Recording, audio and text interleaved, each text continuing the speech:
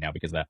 No, I think you're right, because here's where I like that it's different. I like that anyone, ESPN, anybody trying something different, and I'm all for it. The formatics aren't great, but that's kind of the part that I like. I like that it's not polished.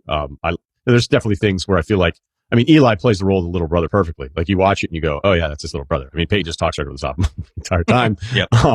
The questions, you're right, aren't perfect. They go to commercial break in the middle of somebody's answer, but again, they don't know. It's not like a radio clock where you know when you're going to break. For this one, it's like, hey, we don't know if there's going to be an injury, a timeout, or a change of possession or something like that.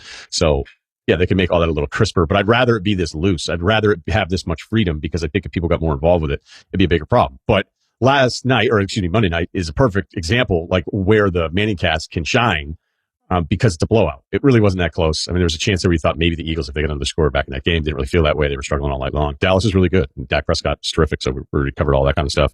But if it's a close game, I'm going back to Levy, Greasy, and Louis Riddick. And by the way, I think those guys are really good.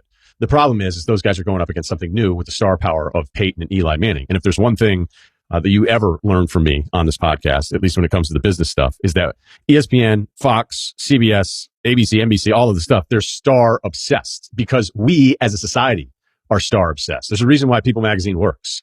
Like, you think you don't care about Ben and Jennifer, you do more than you think. You do more than you're willing to admit.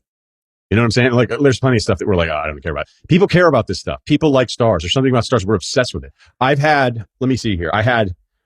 I never wanted to do any reality television except for one project that I worked on long ago. And it was, I was coming home from work and cold calling people, because I was obsessed with the idea of like life coaches and what their background was to become who they were. Not that I ever wanted to be one, but I just liked the concept, because I liked that some people were actually really good at it. And I also loved that some people were totally full of shit. So I started researching it all. I started calling some of these people, and I thought, hey, what a great idea if you could kind of have this reality show built around life coaches. And then the funny thing is, I've had a couple people approach me about the life advice thing, being like, hey, do you think you could turn that into something more than it is now? And I was like, I don't know.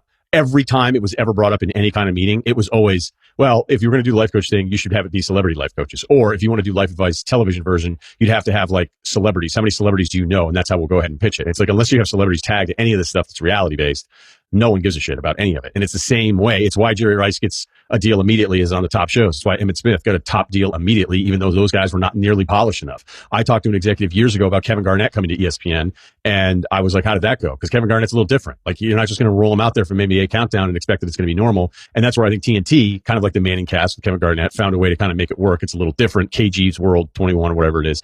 It's definitely different. It's not the same, but I don't think you can put KG in that kind of environment. And so when I was asking the exec was